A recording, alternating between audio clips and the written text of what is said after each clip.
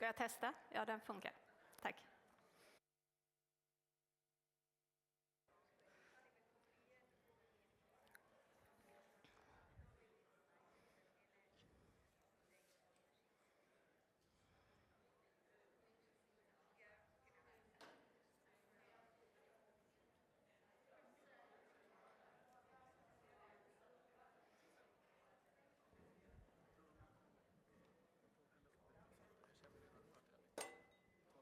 Ja. Oj.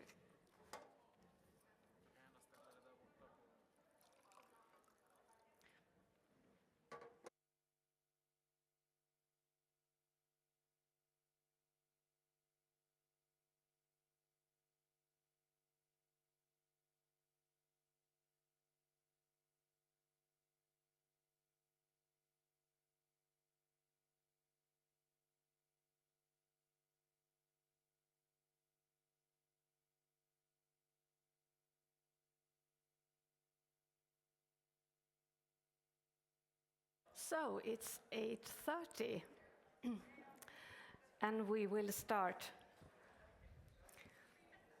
Good morning, everyone, and welcome to this morning's keynote session, when we will have the privilege to listen to two distinguished researchers who, from different perspectives, African, philosophical, and indigenous Sami perspectives, will make us attentive to intriguing ways of understanding personhood and how failure to recognize them have consequences for healthcare, leading to inequity in care.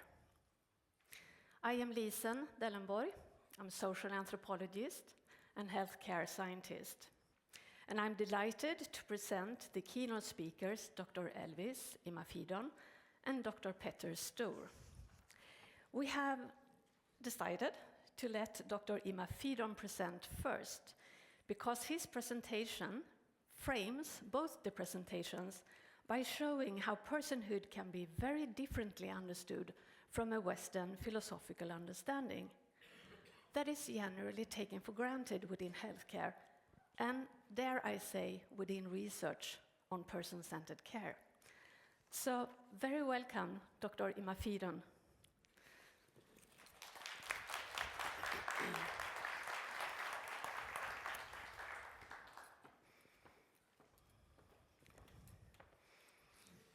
So, hi.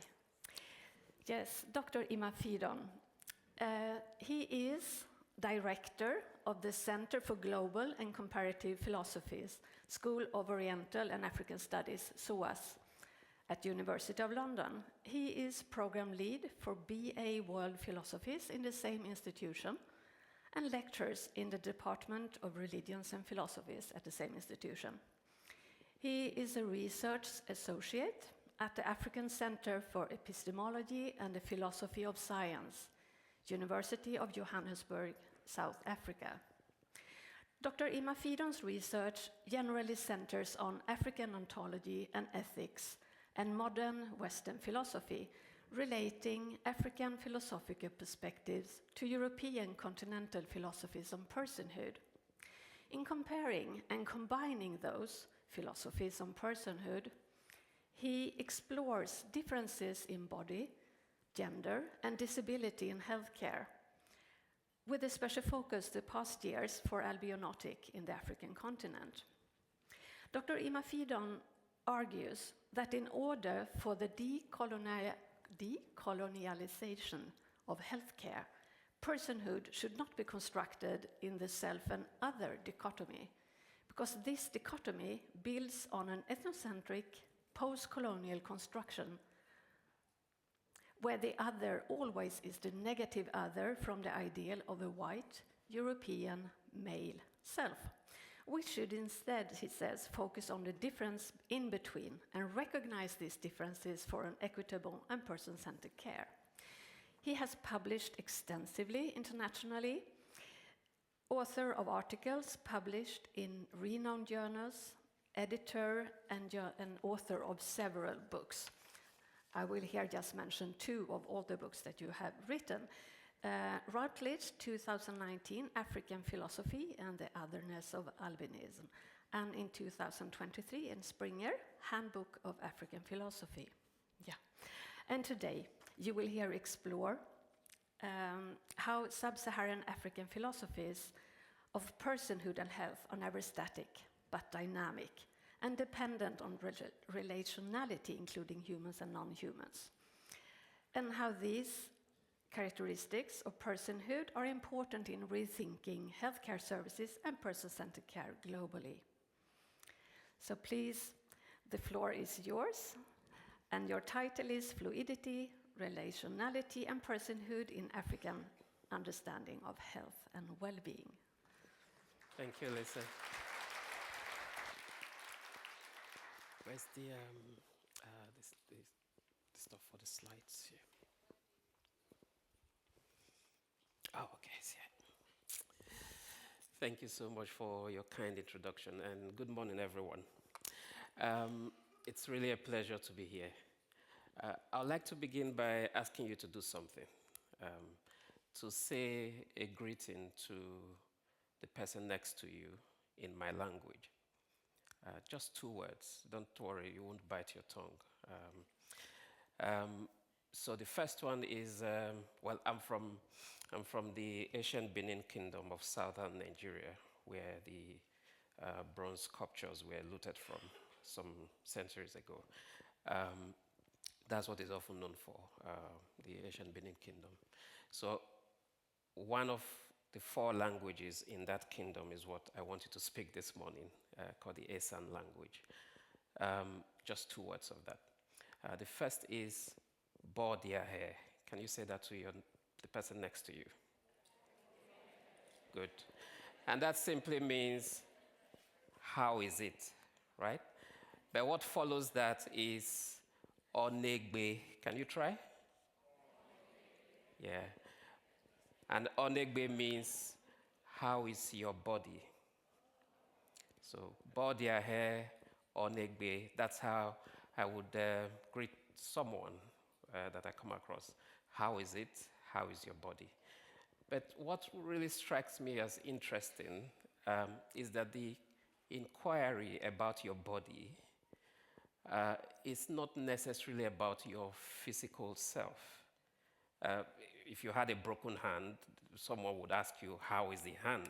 Directly, not how is your body. And of course, some of the comments you will find from a responder would be, perhaps let's take the negative ones, or I have an issue with my husband, or my son is not feeling too well. Obviously, these are things external to the body, right? But it just goes to show that in asking about the body, in asking about one's health and well-being, you are in effect asking about one's state of being in relationship with others. And that's basically what I really want to draw on today from an African philosophical perspective. So what I hope to be able to summarize in the 20 minutes I've been given, hopefully, is this, the African understanding of personhood, and I use African here quite similarly to how you would use Western philosophy or Indian philosophy or Chinese philosophy, just recognizing the geography of reason, where the thought comes from. Of course, there are diverse ways of thinking in that huge place called Africa, but there are also quite shared understanding, particularly shared ontologies, as we'll see during this talk.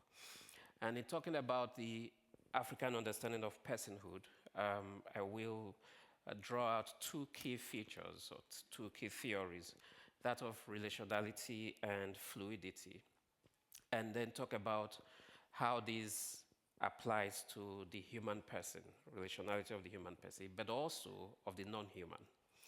And then look at the implications, at least 4 implications for healthcare systems. Then I'll talk briefly about the fluidity of the human person, or the self, and the implication that has as well for healthcare systems.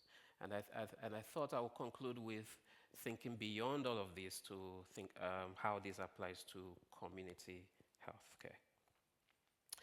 So let's begin. the sort of dominant understanding of personhood, who the self um, is often revolves around the possession of self-contained properties or qualities, things like rationality, consciousness, liberty, freedom. So you can, for example, think about the Cartesian foundation, or René Descartes, the foundation of this understanding of the self in cogito ergo sum. I think, therefore I am, or I'm a person because I have consciousness, I have rationality. So these sort of self-contained qualities that we have. And of course, this fits quite nicely into healthcare in the sense of thinking about health and well-being as something that is within the self.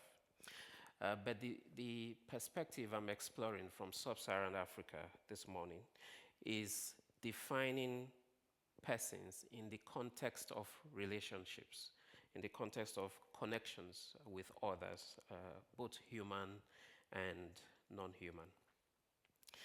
So a person in this sense is defined not simply by possessing self-contained properties, but fundamentally so by forming and sustaining relationships with other beings.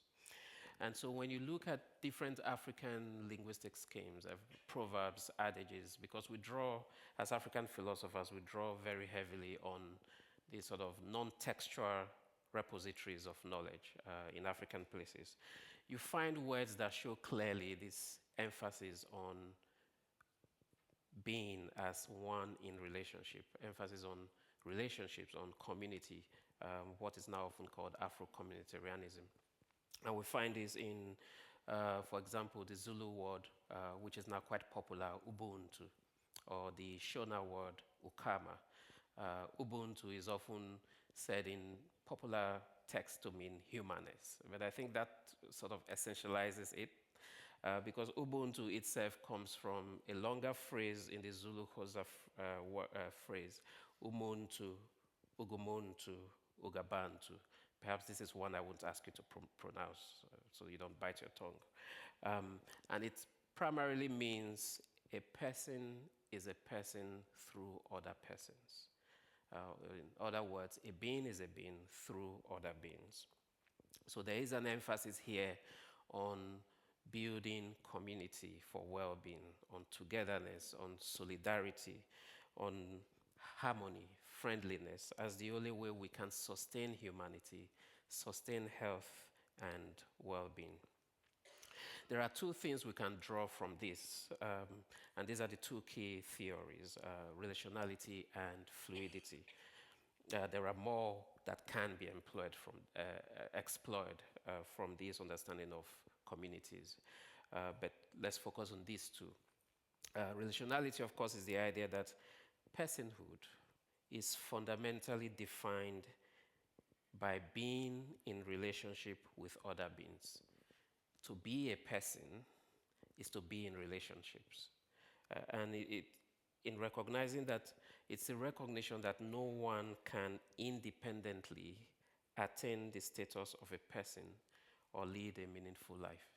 So you see, there is a sort of reimagination or reconceptualization of the Cartesian saying, cogito ergo sum, I think, therefore I am, to I am because we are, which is the sort of the image behind I am because we are. So I am a person because I am immersed in relationship with other persons. And just take a moment to think about it. We woke up this morning, perhaps had a shower, brushed our teeth, had a coffee. We're sitting here. In doing these individual activities, you are nicely weaved into a web of relationship. From those who supply water or energy, those who make the coffee, the bus driver. We are in a web of relationship. No human being is self-sufficient. Yes, understandably, in our capitalist system, we tend to think of the idea that, well, we paid for it. I paid for the cup of coffee, so that's why I'm getting it. So it's me that made it happen. But what if the person wasn't there to make it? We are weaved into this web of relationship.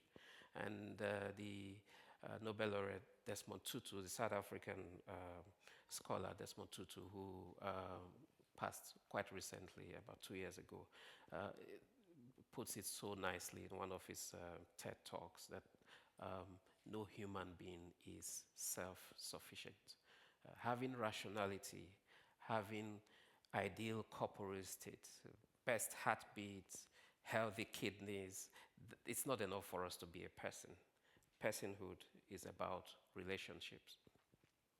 Of course, a second concept is fluidity. This is one I am still struggling with in terms of conceptualizing. I feel fluidity captures what I have in mind here, but perhaps that may evolve over time.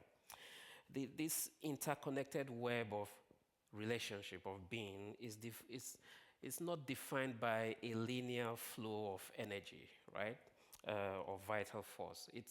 It's an ontology where there's potentiality of always becoming something else, becoming something different over space and time.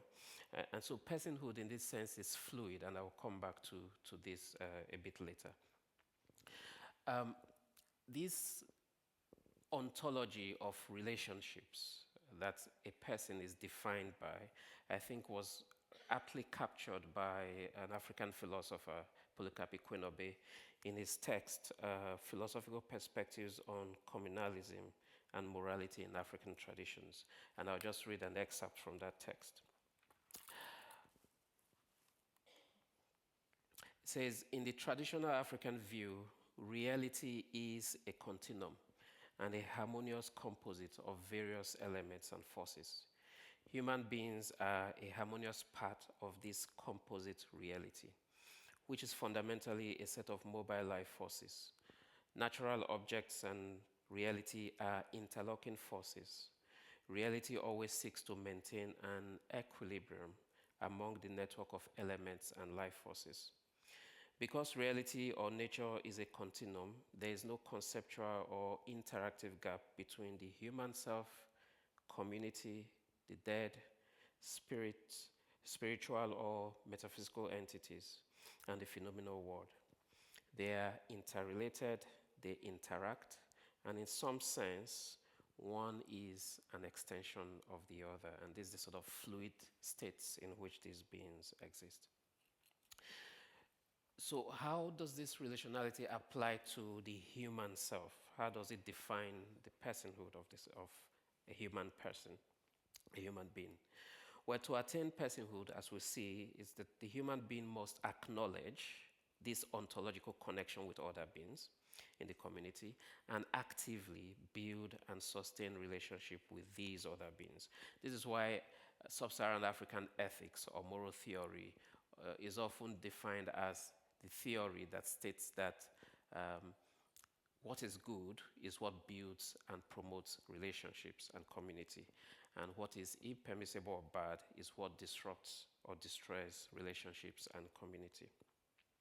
So the well-being and survival of beings, humans and non-human, depend on sustaining and protecting this delicate ontological balance, this web of relationship among beings, which is made possible through shared cosmic forces.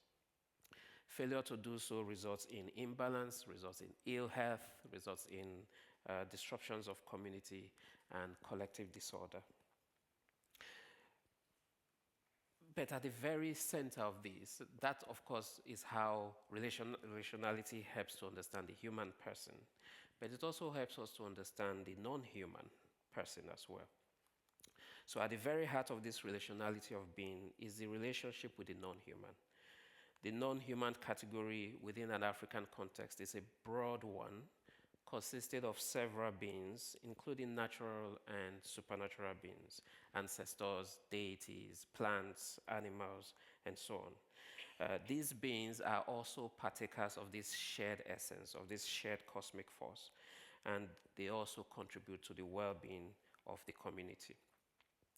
So in this sense, we can say that it is possible to extend personhood to the non-human community And it does happen. So this is why ancestors in African traditions are seen as non-human persons who are still very much part of the community. It also explains why different African communities may revere a particular animal or a particular being based on what they've contributed to the well-being of the community. It provides a basis also for questioning an anthropocentric, human-centric approach to health and well-being. Just to show an example of how much the non-human is seen as source of life, I will use just one example quickly from West Africa, and that's the kola nut. I don't know if any of you have tasted kola nut here. It's very bitter, much more bitter than coffee.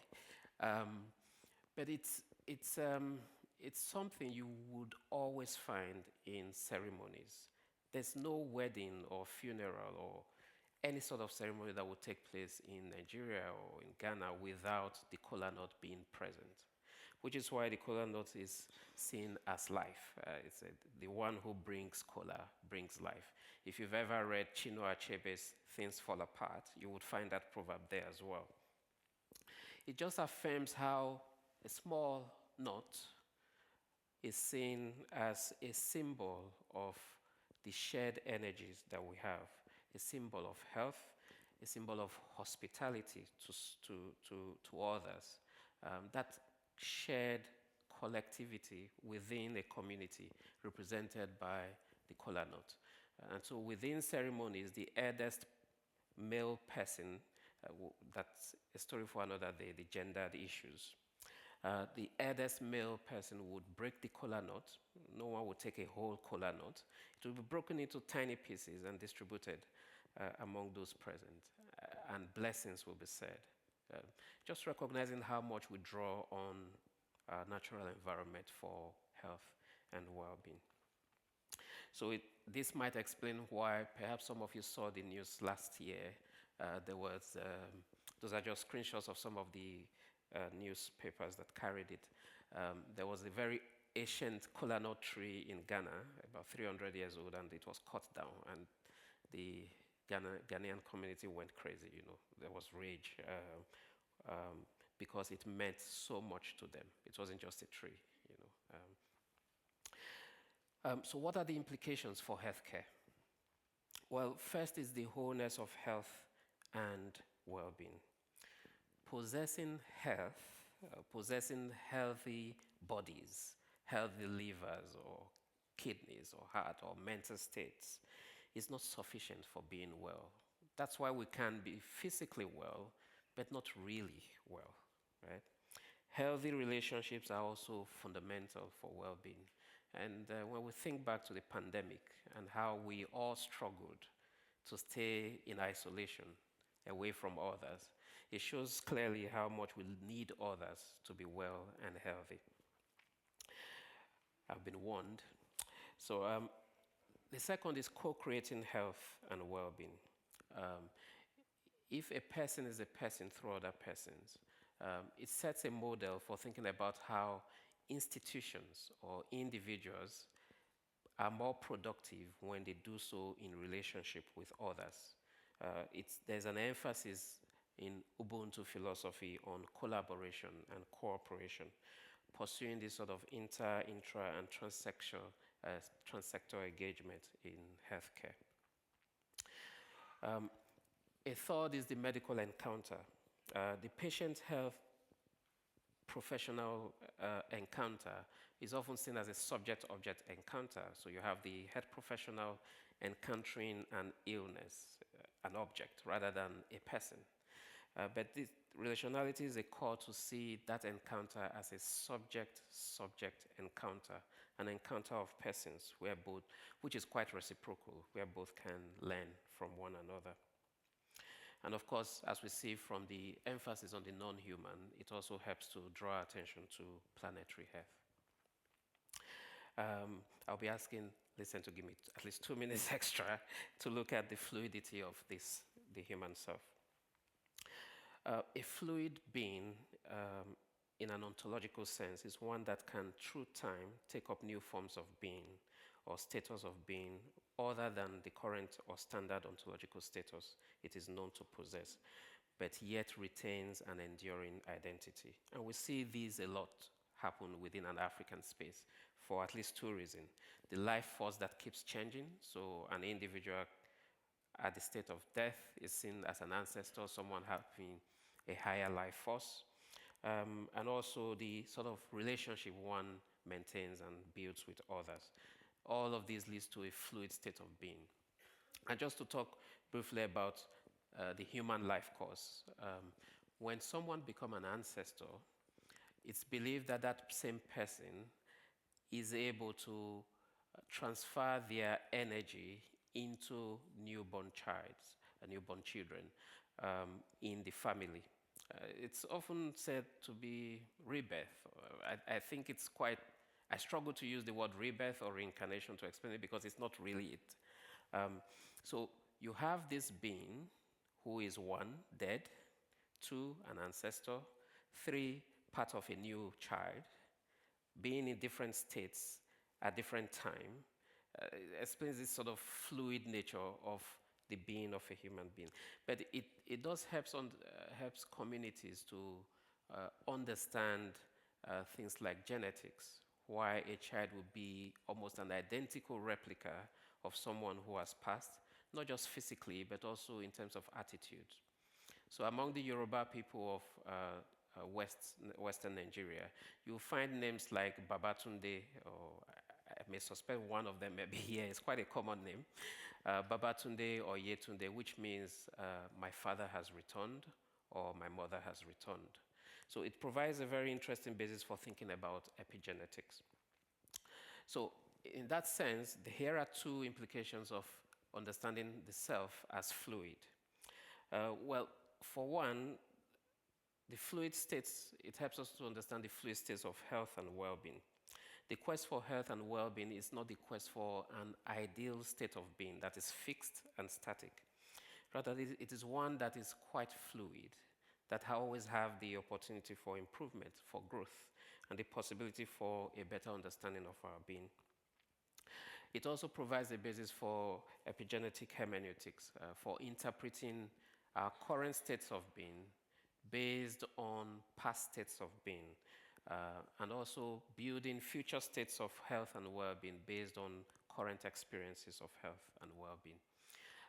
And so these are important things that can be explored as we think about the self, both as an individual and as a collective. Well, in conclusion, I think indigenous philosophies of personhood are crucial. They are very important in helping us understanding the self and understanding who the person is, particularly in an age of person-centered healthcare.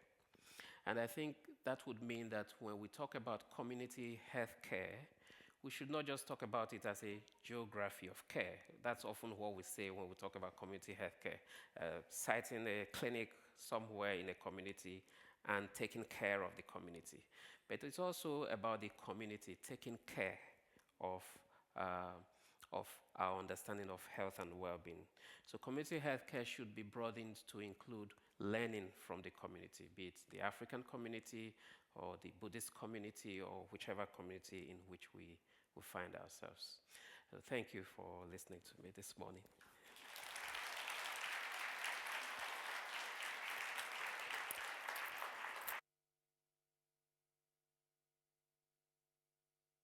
I dropped the thing. Sorry. So, let's see if I'm presentable again. So, thank you so much. That was so intriguing and interesting. And we will have time for discussion, but first we will listen to Dr. Peter Stoor. So please welcome to the stage.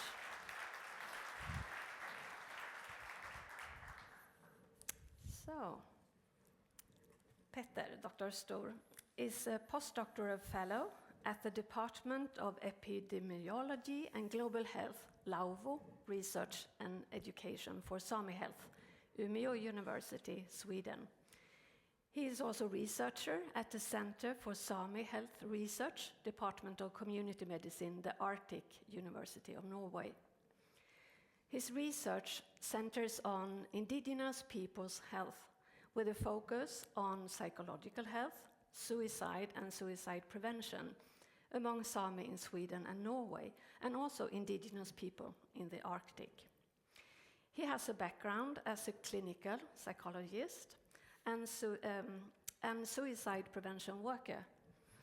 And in 2020, he defended his doctoral dissertation with the title Suicide Among Sami, Cultural Meanings of Suicide and Intervention for Suicide Prevention in Nordic Parts of Sápmi. He initiated and coordinates the Lauvo research group at Umeå University, which is Sweden's first university-based health research milieu focusing on Sami health. And we discussed this before, that you are engaged in applying research and your background experiences and competencies to reach the aim of supporting Sami health in Sweden through research and education activities, and in a community-driven, nothing for us without us principle. And you have been working for the Sami Parliament, Sametinget in Sweden, and together with the Lauvo research group, implemented the first nationwide population-based health study among Sami in Sweden, and also developed an action plan for suicide prevention for Sami in Norway, Sweden and Finland. And also, he is taking part in the Lancet Commission on Suicide and Self-Harm and Arctic Health, and lecturing on Sami health in medical programs and psychological programs. So, Dr. Stoor is engaged in several ongoing projects focusing on impacts of discrimination on Sami health, focusing impacts of the COVID-19 epidemic, traditional food for healthy aging, work-related health in reindeer husbandry, Sami women exposed to violence, and global indigenous youth health. So it's a vast where you cover the generations and genders. So today he will be talking about how a focus on Sami persons and health among Sami people in Sweden is lacking, and the unfortunate situation that when Sami health is addressed, it is generally negatively constructed in terms of weakness, vulnerability, and bad outcomes, not recognizing the resources and capabilities among indigenous people in Sápmi and a Sami perspective of health and well-being. So very welcome, Peter. The stage is yours. And you will talk under the title of Equity for Sami Patients 2, Unraveling Paradoxes Within a Universal Healthcare System.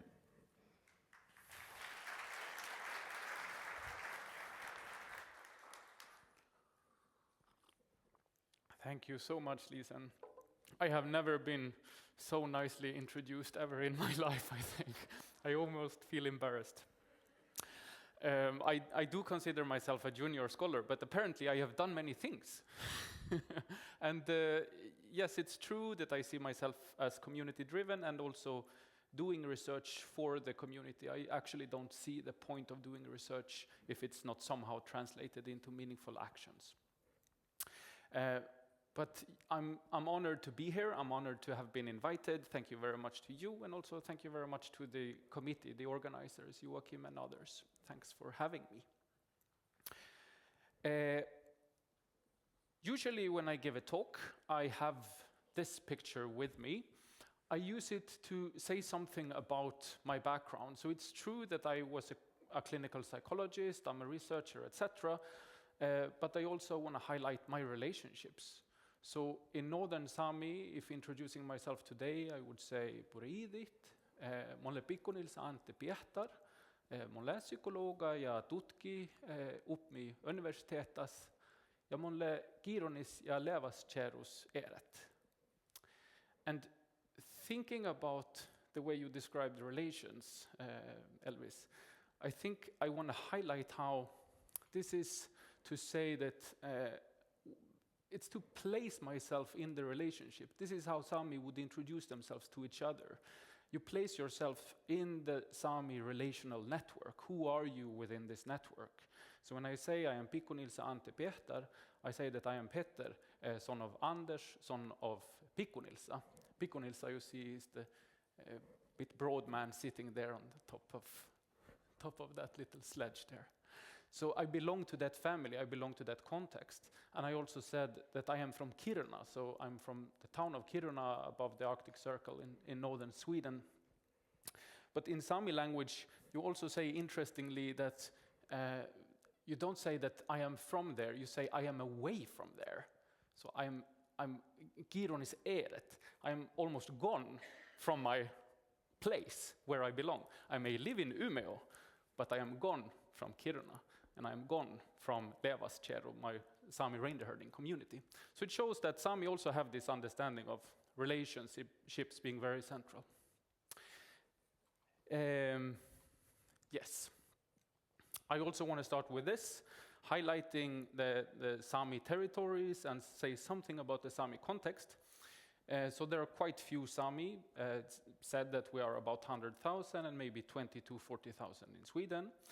You can see on the map here that Gothenburg is not included in the Sami territories, although of course there is a Sami association here in Gothenburg too, and some Sami do visit. Actually, 20 years ago, I lived 2 kilometers up the road in a student flat on Johanneberg. And a year and a half after that, I actually got married here in Gothenburg. So that's how much I like the city of Gothenburg. I ended up here, of course, as many young people do. You want to get as far away as possible. So I hopped on the train in Kiruna and rode for 23 and a half hours, ending up in Gothenburg. But so there are, Sami are diverse, I should say that. We have 5 languages spoken in Sweden.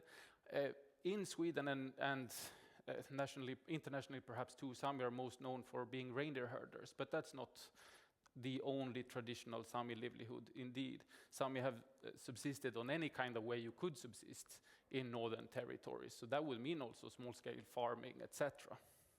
Sami have also been persecuted throughout history, colonized, degrading Sami culture in many ways, Sami religion, and also Sami language. In the study you mentioned, Lisan, about 22% of the Sami we could identify said that they speak their tongue fluently, and I'm not one of those. But Sami are also recognized as an indigenous people in Sweden. That was made in the late 70s, and also there have been other recognitions later on. So that's kind of the broadest context.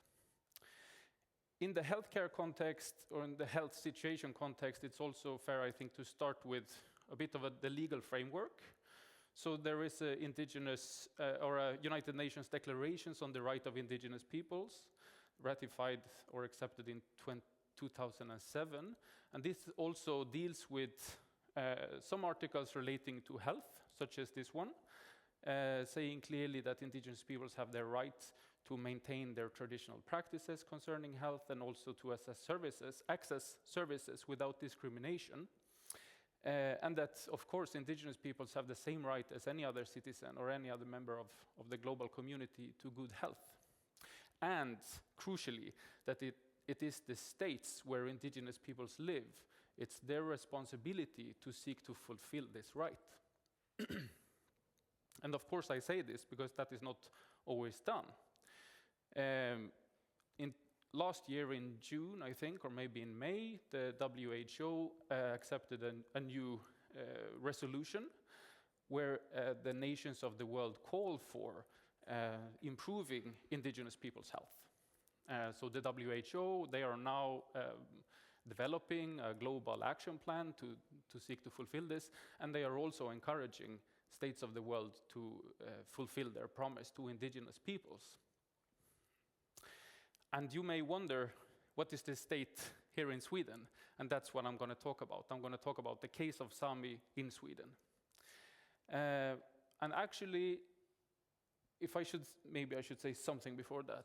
What I know about the health of Sami in Sweden is that it is rather good. It is really good compared to many other indigenous contexts, absolutely. There's no doubt about it. But our rights are not fulfilled, I would say. And this has been clear for a number of years. So here, for example, we see a document from 2007 where a United Nations Special Rapporteur on the right to health visited Sweden, highlighting the Sami situation in particular. So after scrutinizing the situation concerning Sami health in Sweden, he did write this, the quote there in the top, which is quite harsh, that the Special Rapporteur regrets that he found little, if any, evidence that Sweden has translated the special status of the Sami into meaningful practical measures in the health context. So even though he praised Sweden for recognizing Sami as an indigenous people, he also said that, well, what are you doing about it? How is it meaningful to you? And he didn't see many signs of that. So highlighting, for example, that there's no national Swedish policy concerning Sami health, there are no dedicated resources to investigate Sami persons' health, there's no coordination of research, there's no center for research, etc. And no plans to improve on the situation.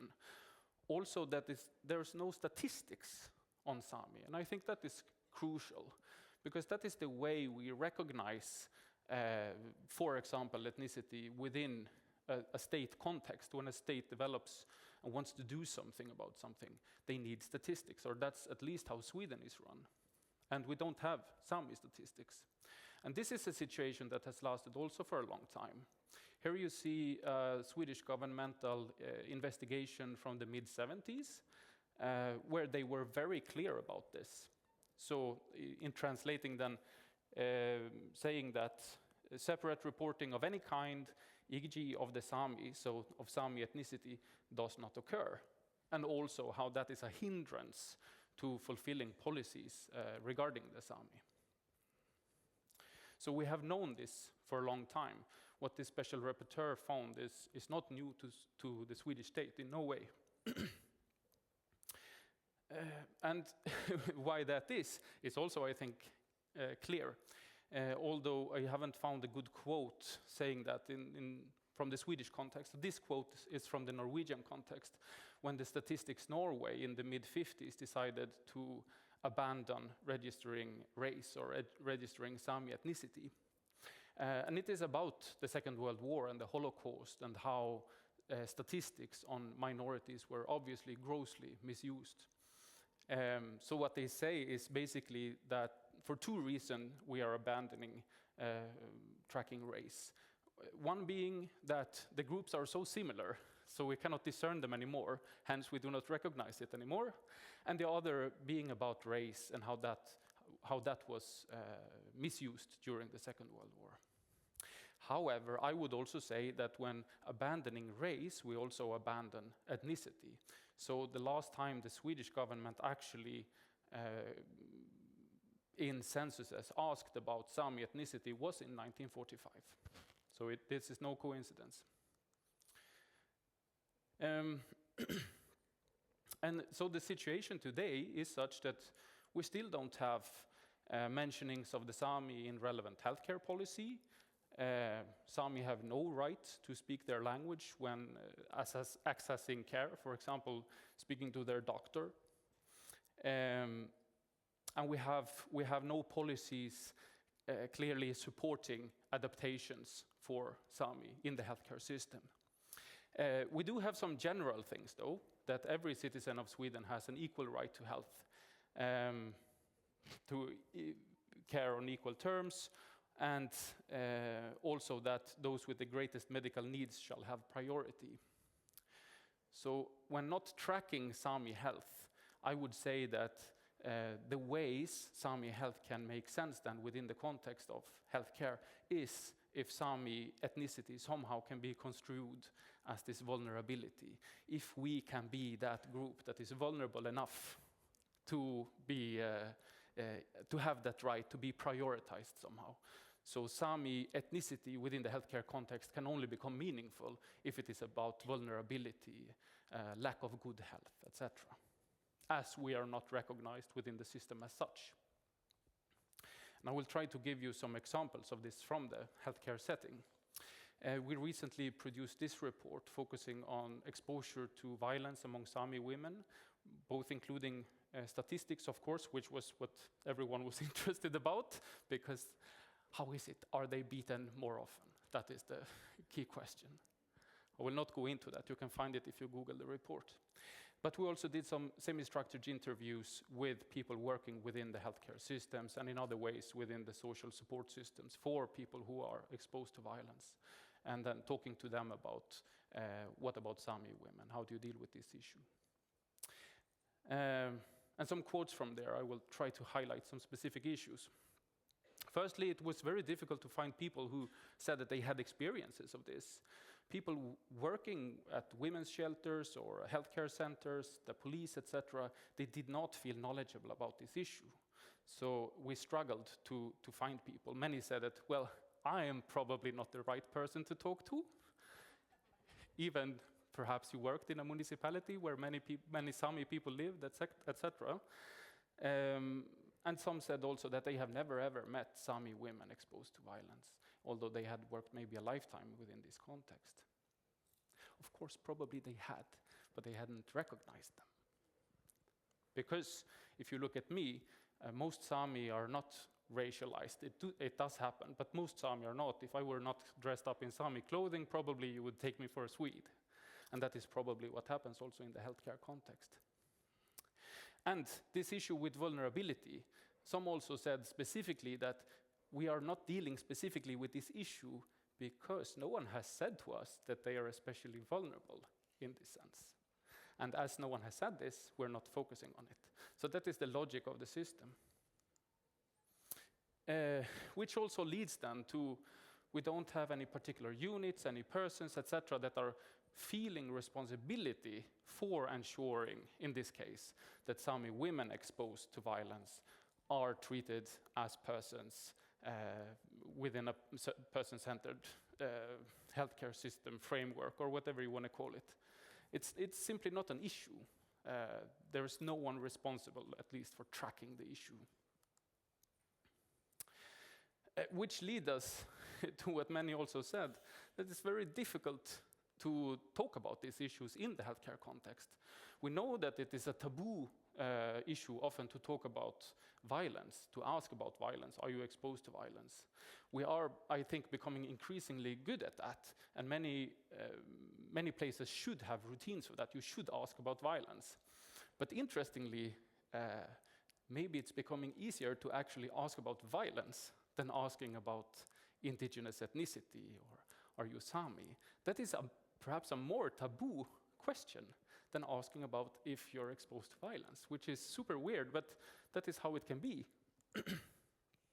It's sensitive. Why should we stigmatize, point our finger at? Why should we point out that someone is a Sami or ask, and is that really so bad? Well, it's construed as that. And I think it's no wonder, and they also say it. This is rooted in insecurity. We don't have any knowledge about it. So if I ask about, are you a Sami? And the person says yes. And I lack knowledge. What do I do with this information? And that is often the case. And I mean, it makes sense also. If I didn't have any knowledge about how this is meaningful information or where do I go from there, why should I ask about it? It's not necessarily a bad thing that they aren't asking about it. That's not the problem. But the problem is that they don't have knowledge about it. And the question is, why do they not have knowledge about it? Well, it is because of the lack of healthcare policy stating that we should have this information. The lack of policy to support adaptations. So we don't have healthcare system that prioritize this, that seek to implement some change, or that seek to implement some routines. And we end up with healthcare workers that may sometimes be knowledgeable if they have a particular interest for this, but usually not. And there's no system to guarantee this, which is, I mean, in the Swedish context, if you don't have a system for it, it's just random if you take it into account. We don't have that many studies on Sami patients' experiences, but what I'm told and what we can find in studies are things like this. Probably a great many Sami seek to assimilate in the healthcare context. They don't mention their being Sami, and why should they? If you don't trust the healthcare provider to have knowledge sufficient enough to give you something else than a stereotyped understanding of what it means to be a Sami, why should you talk about it? Especially if you can choose to assimilate, so they see you as one of them, and you will get this equal treatment, which is, of course, really good. We have a really good welfare system and healthcare system in Sweden. And if you can access that, instead of accessing maybe superficial understandings of what a Sami person is, why should you not? I think it makes sense there too.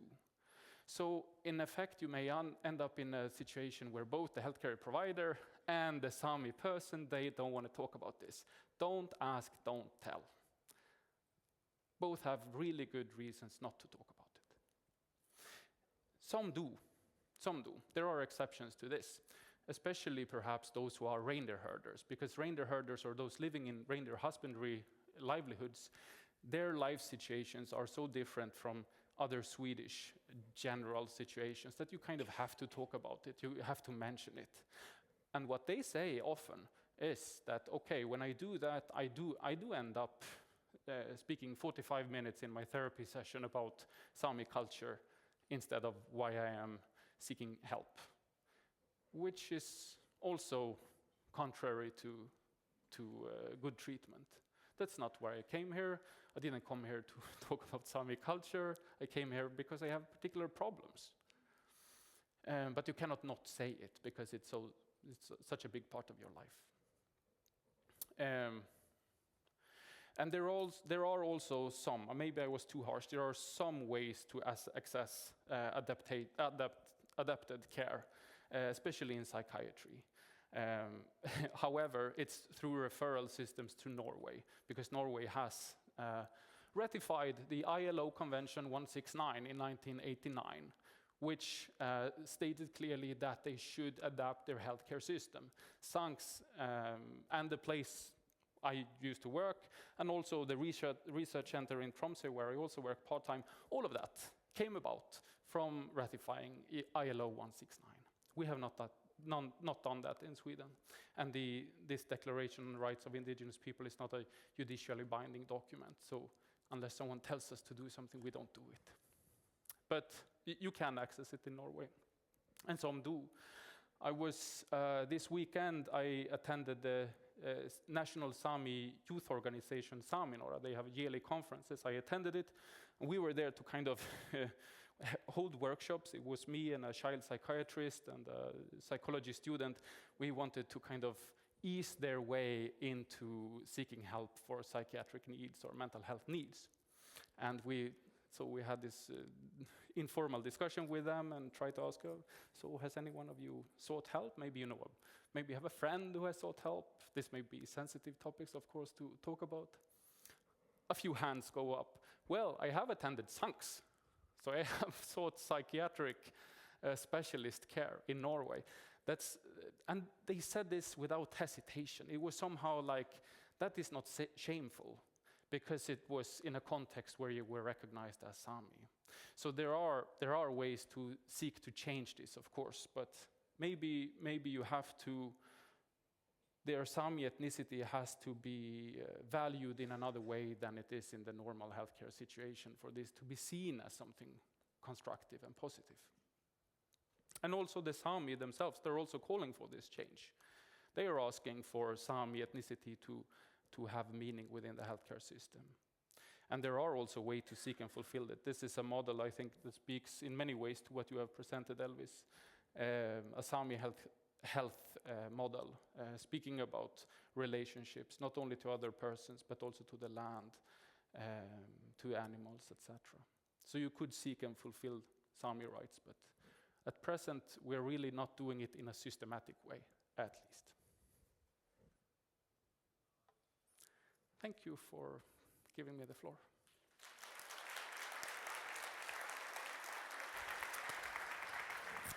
So, thank you. Perfect. Wonderful. So welcome, Elvis. And we could sit down and have a chat. And then also we will invite the audience. Where do you want me? Where I sit here. And you, yeah, it's good. So, thank you so much for your both presentations. So thought-provoking. I think your speeches highlights what Professor Inger Ekman talked about, the ethics and the difference between equality and equity, that instead of ignoring differences in naive sense of equal care, as you have showed here, acknowledging differences for the development of equity in care. And like Elvis, you talked about this, we could recognize both differences but also similarities. So I think that we have this fear in healthcare of talking about the differences, the fear of stigmatizing and therefore ending up in silence, as you showed. So I'm sure we have a lot of comments here, so I will just pose just a reflection on this. You both point to the need for healthcare in this global world characterized by migration to recognize these differences, and differences are both cultural, on personhood, philosophical, and also spiritual. And we know that research providers in Europe think this is very important but feel insecure how to go about. And you pointed to policy as being very important, but I just wanted to reflect something on how to talk about differences without staying in this difference mood. We also need to find resonance in healthcare. I think this common ground in order to create. Yeah, please. Yeah, I think it seems easier to work with these sort of universal models that does not necessarily focus on the differences that exist. You know, it seems easier. You get your job done. You're not overly concerned about sort of more concrete cultural realities. As Peter was saying, we've not seen a Sami woman who faced violence. Perhaps they have, but they could not recognize it because it seems easier that way. And it makes me think about what I said earlier about the head professional patient encounter as a hermeneutic encounter, as an encounter of selves, of persons within that context. In institutions, we tend to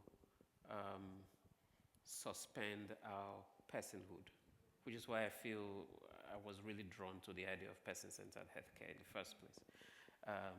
The doctor, the nurse, the psychologist, they are persons in the first instance before they are doctors or nurses. They are first of all persons. And the patient as well is first of all a person before being a patient. So it's an encounter of persons. And in that encounter of persons, if that is acknowledged, it opens up the possibility of having frank conversations about the differences that are within such a space of encounter.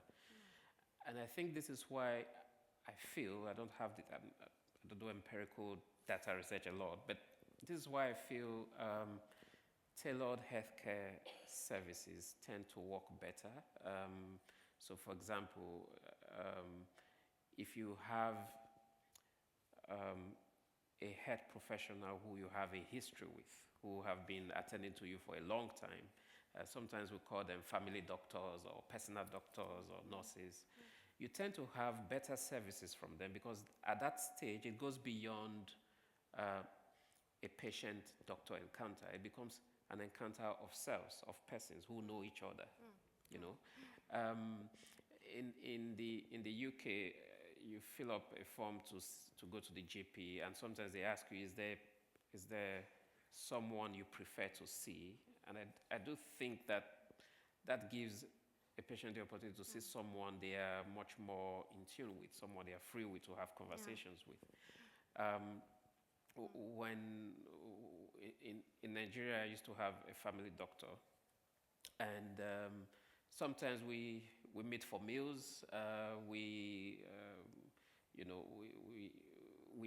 shared relationship beyond the search for healthcare, for health services, but that had impact on the sort of services we also received, and that means there was an encounter of persons, a recognition of difference within that context, which you may not find in a context that is more detached, more disinterested, more shaped by this subject-object dichotomy. And I think that really centering the person is the only way we acknowledge the differences that exist here. Yes. So you point to the context of also the institution, healthcare institution, to be the continuation. We have the fragmentarization that hinders from being a person. Please, Peter. Yeah, I think that makes a lot of sense. I think also if you pull that string a little bit longer, you would also find it's a problem in healthcare services if we maintain the idea also of not only of our patients, we should treat them in specific ways, but also ourselves, that we should, for example, be objective. A legendary Sami doctor whose name I can now not remember said some time ago that when a Sami healthcare person, when you take on the white robe of the doctor, you take off the gakti. And he saw that as a problem. So if we take this thought to its extreme, it is not only about treating our patients as persons, it is also about recognizing that we are persons. We're persons, So the health, I think that's key, perhaps. Yes. And there are ways also to do that even in acute healthcare systems. If you can somehow recognize on your clothing, for example, that you are indeed a person. What languages do you speak? Who are you? Maybe you have more names than just your Christian name. There are many ways we can highlight our personhood as healthcare personnel. And that, if we don't do that, why should our patients? No, exactly. And I think this also to be a person that I have my own experiences that I bring in. I'm not neutral as a healthcare provider. No. And this hermeneutic encounter, which means that we meet each other and we see the differences, but we should also recognize and have resonance within the differences, because we could recognize so much of what you say, but not fall into trap to think that I know what this is because I recognize this. So dialogue and the hermeneutics and policy. So let's see, we have some, thank you, we have not. I always talk too much, I'm sorry. No. Oh, God. It's me. I think we can do a few minutes, maybe. So I'm so sorry, the audience. I hope you had a wonderful time together with Elvis and Peter. I surely did. And that we bring this with us. And we have the slides that we could go back to. So thank you so much for this.